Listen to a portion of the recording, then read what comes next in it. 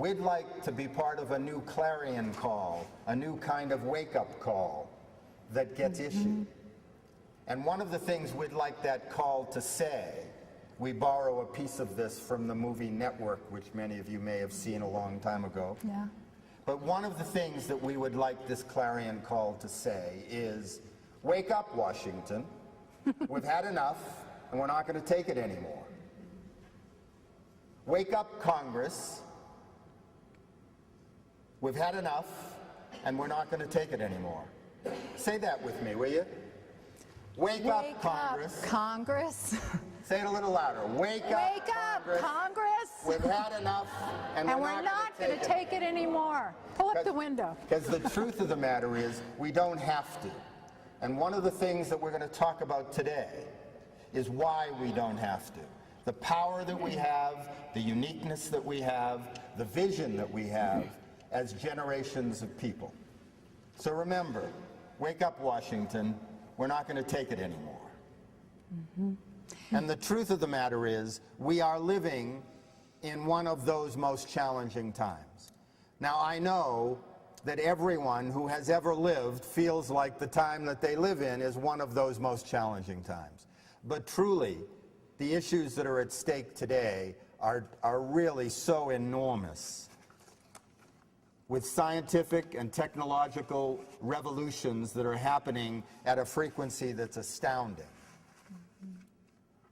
All by itself, that creates a set of challenges and opportunities. But couple with that, this tsunami of demographic change that is on its way to happening. And by tsunami, we're not talking just about a wind and water effect, although if we paid attention to our leading scientists, we certainly can expect more of that all across the planet. No, the tsunami that we're talking about is this demographic change that literally will bring the world's population to 50%, over 50 for the first time in history by the year 2010. So the implications of that, clearly, each of you that's involved in various fields is aware that the implications of that are staggering. That's some of the wake-up call that we got 6 or 7 years ago when we sat in a room in Australia and were astounded, literally astounded, by what we learned at that particular time. So the tsunami is coming. The question is, are we going to be prepared for it? Are we going to be able to deal with it? I just want to say that everybody in this room who showed up, is willing to come here, come to a conference like this, you're literally agreeing with what Peter Drucker said. You are changing. You're creating your own future.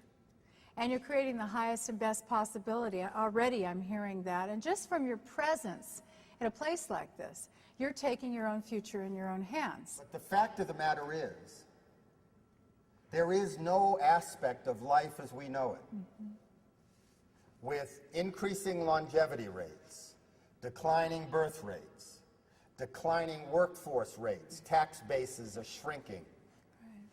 When you start putting those factors together, we are a train on a collision course with our destiny. This shift, this demographic shift that is coming, literally, will ultimately change the structure of society, and if we're really lucky, it will help us redefine what the purpose of life is. Because the truth of the matter is, if we don't redefine what the purpose of life is, we are going to continue on a very slippery slope, a decline, toward greater unconsciousness, and ultimately, the promise of democracy, the promise of the American dream, we'll squander it if we don't start doing some things differently. Now, I want you to know that we're not here just to talk about negatives. We're here to talk about a lot of incredible opportunities and a lot of things that are positive that we can do. But we first have to be conscious, truly conscious, in our hearts, in our souls, in our awareness of what the implications are. There's a problem. Not just the problems that I've mentioned, but there's another problem. Our government's asleep. Do you agree with that? I mean, you know, our government literally is dead on its feet when it comes to these kinds of issues. And so we need to recognize that as individuals, there are things we need to do. There are nations and places in the world that are doing some extraordinary things. Norway, Italy, Singapore. Singapore is at the top of the list. They are way ahead. One of the few cabinet posts in the world, genuine federal cabinet posts devoted to long-term care and aging, is in Singapore. They're on their feet. They're up on the balls of their feet like dancers, looking at and trying to anticipate some of the problems of the future. And that's not so different from our own culture. If we looked at our own culture and look 7 generations ahead, as the Native people have done, we can do this. We can begin this process again. And we're asking, what else can we do? One of the reasons I want to say that we're asking questions are a tremendous thing. The psychologist and writer Clarissa Pinkola Estes says that questions are the key to transformation. She says that questions are the means that the secret door of the psyche swing open. And so when it swings open, what's there? What's there is our true, authentic self, and we have the wisdom inside. So we're going to keep asking these questions, and we're going to give you more things to think about and more answers, because the answers are all inside of us. So what else can we do? Well, we can admit to the limitations of our own beliefs. The way I look at beliefs are, and I try to look at this for myself every day, I know that if I have a belief, what it is truly, if I can't be willing to look at it, I have a fixed representation of something that is moving constantly and constantly changing. It's a phenomenon called reality. But I have a fixed belief about it, right? So what happens is, if I am not willing to look at that, I see only from my own perspective. I'm really not seeing what is. If we're not aware, how can we acknowledge anything? Can't acknowledge anything we're not aware of. We certainly can't change it if we're not aware of it. So first of all, we don't have to make ourselves wrong. We just have to say, I have a belief that's not working. I have a limitation that is holding me back. This is a fear that is not working in my life. It doesn't make me a bad person. It just means I need to be aware of it and acknowledge that I have it, and then I can change it. Because awareness is the catalyst for change. It's the genesis for action. Just looking at some of the assumptions that we have about things, as a world, as a nation, as an individual, I really believe in my heart of hearts that everything comes from within me, within you, within you. It isn't going to start with big, massive groups. It's going to start with an understanding that we're one, and it starts with me. One of the reasons that we talk so much about dealing with our own fears and admitting our own limitations is that when we don't, we get manipulated by them. And the truth of the matter is, when we feel out into the world at large right now, what we find is that the media and governments are manipulating us as human beings based on our fears. And most of the time, fear is an acronym, and it represents, to a large degree, false evidence appearing real. And so when we hold on to our fears, people come along and play us like a piano. And oftentimes they play us off key. So it's one of the reasons that we keep stressing this whole thing. And the truth of the matter is, as Sadina says, the fundamental fact is that it doesn't ultimately matter whether the government is asleep. It doesn't matter whether there's some relatively low IQ leader in Washington who isn't doing very much for America. The truth of the matter is, we're the ones that have to take responsibility for our own future. start demanding more of the folks that we elect, or if they don't do some of the things that we require of them, we have to show them the door. You know? I mean, have you ever stopped to think that this enormous national debt that has been accumulated over the course of the last 6 years, that's our debt? That's our money. And these folks spend it as if it was theirs, and we allow them to. That's what's so staggering. It's one of the reasons we have such power as individuals that we are not yet exercising fully. Think of the poet Mary Oliver, who asked the big question, what is it that you will do with the one wild, precious thing called your life? And that's a responsibility that each one of us has. And in the second half of life, we can be responsible in a way that we never were before. Like this gentleman here said, we can be living the best time of our lives. But it is about being responsible for all of these things that we're bringing up. As a society, we in America are obviously adverse to aging. You know, we like to pretend that it doesn't happen. Even when we look in the mirror and we see it happening, we like to pretend that it's not happening. So we need to start making peace with the reality and start celebrating it. And that clearly is something that the second half of life can be about. The celebration of who we are as beings as we age. Clearly, one of the problems that most of us have, or a lot of us have in this country, is that we don't even make peace with living, with its opportunities and challenges and possibilities. Many of us aren't as excited about life as we used to be. We have to admit what we don't know, because clearly, as this gentleman at 80 is willing to say, there are things about leadership that he doesn't know. If each of us was willing to make that kind of admission every day of our lives, what a rich, incredible, curious, wonderful, alive existence we would have. Remember when we were kids how long days used to be because we didn't know everything and we were curious and we were present in it, you know? As we've gotten older and we think we have life down pat, days seem to fly by because we're on automatic. Clearly there's a chance to say yes to change.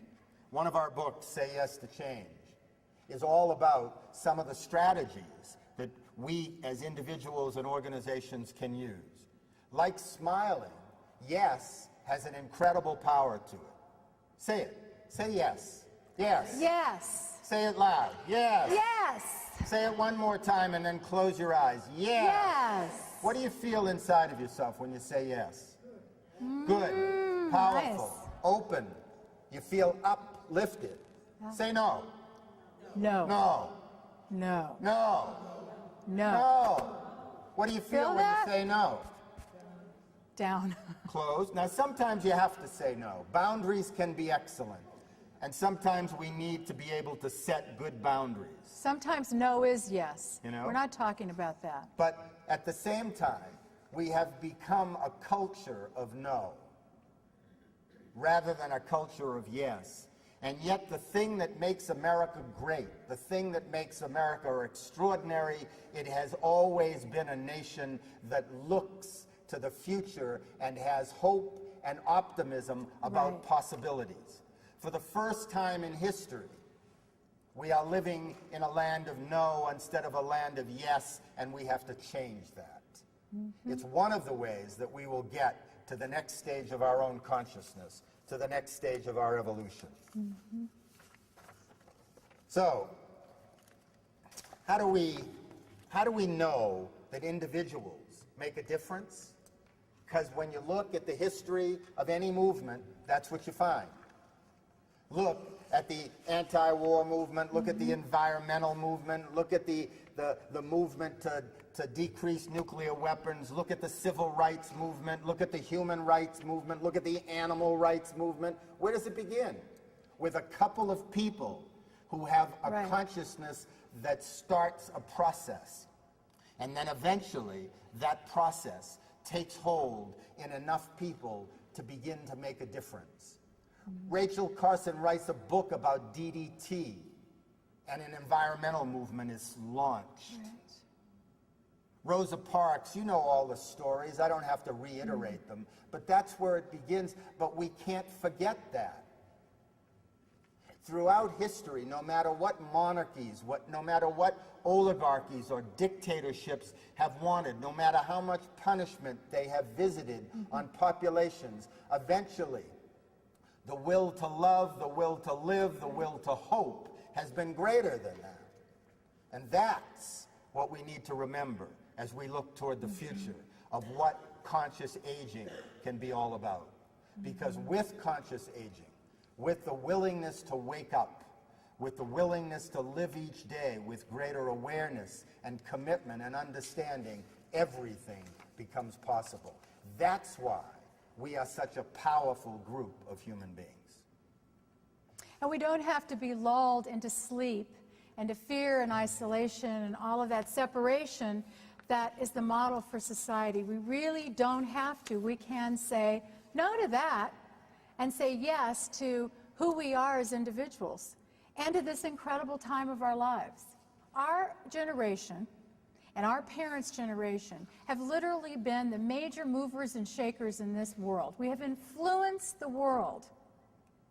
If you think about it, from everything from music, just think about some of the songs that changed everything, changed to consciousness, brought awareness up, to politics, to design, you name it. We have been the ones who've led the charge.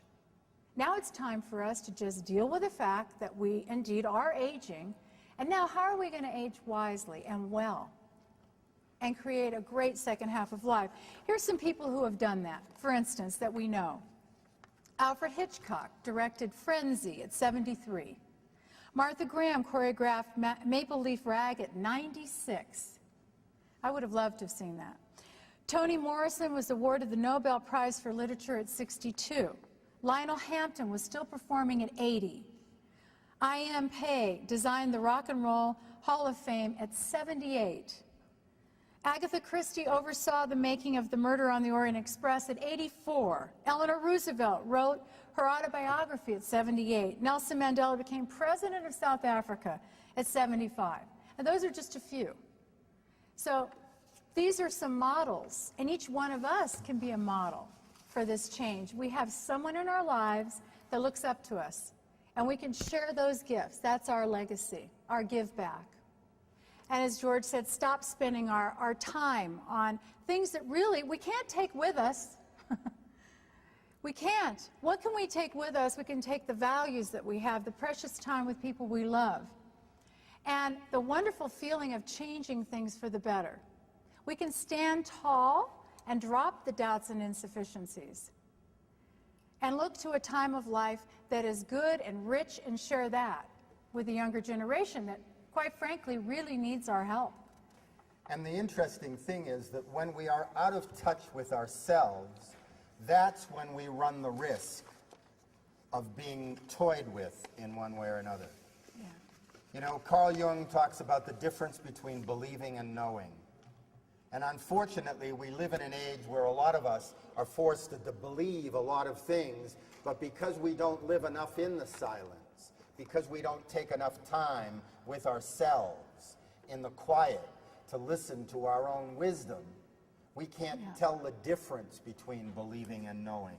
But it's knowing that is the indisputable thing. Knowing is what someone can never take away from you. They can never manipulate you from a knowing standpoint, but they can sure play you when it comes to believing. One of the things we have to do is to stop pretending that our time is over, that retirement is about some sort of la-la land that we go to play golf and accumulate stuff. You know? Nothing wrong with golf or tennis or cycling or any of those things. Great things to do to keep the body healthy and active and engaged. But the truth of the matter is, somehow or another, we've bought into this whole belief system that you get to be 65 and life is over. I turned 65 a couple of weeks ago, and my life is just beginning. You know, just beginning with extraordinary options and extraordinary possibilities. You know, the mortality rate for people that retire, especially men, is pretty extraordinary. And a lot of the mortality occurs on Monday mornings. Do you know that? Yeah, Highest mortality rate for men over 65 who retire. What about women? Women live a little longer and they don't die on Mondays. So that's not, but they're catching up. You see, women are catching up because they're in the same grind that men have been in for a long time, you know? But the truth of the matter is, we have to stop pretending that our institutions aren't broken. They are. They are broken and they need to be fixed. And when we listen to these political candidates for the next presidency out there mumbling and stumbling around about Band-Aid solutions to institutions that have to be completely revamped, we need to hold our feet to the fire. We need to ask them to invent a bigger vision. We need to ask them to look beyond the horizon of the mediocre, to look at the extraordinary, to look at the possible, to look at the necessary. That's what we need to start doing. We have to stop pretending that we're not responsible for the mess we're in, because unfortunately, we've elected most of these fools. And then we've let them stay in office far too long. And if I'm not cutting them any slack, I'm not, because they're our public servants. They're supposed to be taking care of the needs of our population, and they're abusing that. That's right. And it's our time to beat that drum and to call their attention to it. It's also our time to stop pretending that the well-being of future generations doesn't rest in our hands. There's another gentleman that he's a British philosopher. I don't need to mention names, and he asked the question a little bit of a different way.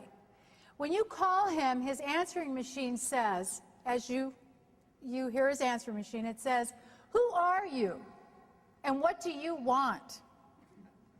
And then he says, and in case you think this is trivial, most people come to this world and they leave again and they never answer either question. That's what his answering machine says. I think it's brilliant, because we have to ask that question. Who are we, and what the heck do we want? Do we want to keep going same old, and end up getting the same old thing that we've always gotten? As that quote goes. We need to start talking much more publicly about what the challenges facing people in the second half of life are and what we can do about them. We need to make it a part of the language, whether the media is yet willing to talk about those things. You know, dealing with children is sexy, so there are thousands of articles, thousands of charities, thousands of programs that pay attention to children, and we need to, because they're our future. But we can't let people keep slipping off the edge of the table into some never land called later in life. We have to start paying attention in a different way. We have to create new alliances to do that. Since the government alone isn't going to do it, we have to bring not-profit organizations together with for-profit organizations, together with government organizations in new kinds of alliances. It's the only thing that's going to make a difference. We also have to use our imagination and experience to create genuine new alternatives. And I'm not talking about the Band-Aid solutions. Whether you like John Kerry or don't like him, the fact of the matter is he and his wife have an extraordinary new book out about the environment, and it focuses on all of the new options that are available. It's such an enlightening read, because so much of the media focuses on the negativity, and yet there are so many innovations, so many creative new alternatives and experiences, and all across the country. In life care, in medical alternative care, in hospice care, in all of these areas, in living communities for those of us in the second half of life, there are great options. What else can we do? We have to get rid of this BS myth about youth. Are you as tired as I am of spending time reading newspapers and looking at news on the internet, or listening to radio news, and it talks about the most inane, silly, stupid things that people who are in the public eye, that are called celebrities, who don't have any sense of discipline and don't have any commitment to life, and the media just exhausts itself listening to this trash. It's crazy, just plain crazy. When we sit here, we in the second half of life, holding as much wisdom, eldership as we have, and as we do, we have to get rid of this myth. We have to also practice being curious. What did they say? That curiosity is a cure for boredom, and frankly, there's no cure for curiosity. You know? We've got to get curious again. We also have to learn to harvest. One of the books that launched our consciousness about second half of life is called what? What's the title of it? From Aging to Saging. And it talks about harvesting. It talks about taking all of this wisdom and turning it into the grist of understanding and new strategies. It talks about this process of harvesting. We don't harvest, we don't even debrief anymore. You know, we just rush from one thing to another. Loving, compassion, creativity, energy, engagement, community. We let those things guide our lives, and our lives become fundamentally different.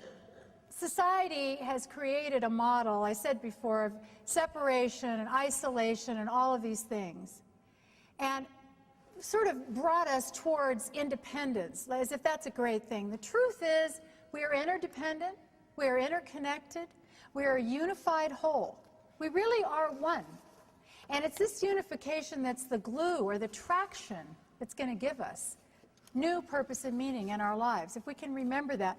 Why are we creating these things? We're creating them because we know that everybody learns differently. Some people go to a buffet dinner and they just take a couple of finger foods, and some people go and they load up their plate 3 or 4 times because they're hungry and they want more.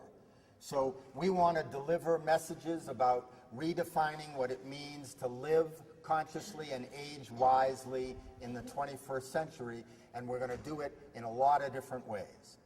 So over the course of the next year, you'll see more and more of these ways begin to come to pass. So MC Richards said, am I willing, asked the question to himself again, great questions. Am I willing to give up what I have in order to be what I am not yet? Am I willing to let my ideas of myself, of human beings, be changed? Am I able to follow the spirit of love into the desert, to empty myself even of my concept of emptiness? And if we think of life as a unity instead of a series of fragments, oh, okay, I'm this age, then I'm this age, then I'm this age, and oh God, now I'm this age. If we can stop separating it and instead see a cohesive flow to our life, the way Mother Earth has, the way the planet changes and has the seasons. Because really, autumn is a terrific time of life. That's the time of harvest, isn't it? We're harvesting all this abundance from the rest of our life. And certainly, it's just as important as the seeding of spring, and one without the other is truly meaningless. So it's time to stand up and enjoy this time of our lives. And our invitation to everyone here, including ourselves, is that we spread this. We spread this, have everyone else catch this joy. Because really it's about joy. Harvest is about joy. So although we have been critical of some things and challenging of some things, we want you to know that in our opinion, we are not broken as a people, and the world is not broken. But if we wake up, if we remember that we have been asleep and unconscious, naive and confused in some ways, if we do that, then we have the possibility, the genuine possibility, of finding our way through this passage, through this difficult time. Because the fundamental thing that we believe in is the extraordinary, remarkable, unique, magical thing called being human. And the broken part, I just want to say, sometimes it's very fearful living in a world like this. I know, I sometimes wonder, what the heck am I going to do? It's just changing so fast. And I remember the Zen master Suzuki Roshi said, the whole process of coming to our essential nature is one continuous mistake. And he laughs about it. And what he's saying is that we're going to fall down. We're going to make mistakes. We're going to be afraid. We're going to go through all of that. But that's not a reason to give up. That's a reason to take a deep breath and just breathe in to the essential nature of who we are and to the energy that is our authentic self. Our goodness. Breathe into that. It's a chance for us to be motivated every time we come into doubt or fear, rather than to fall into it.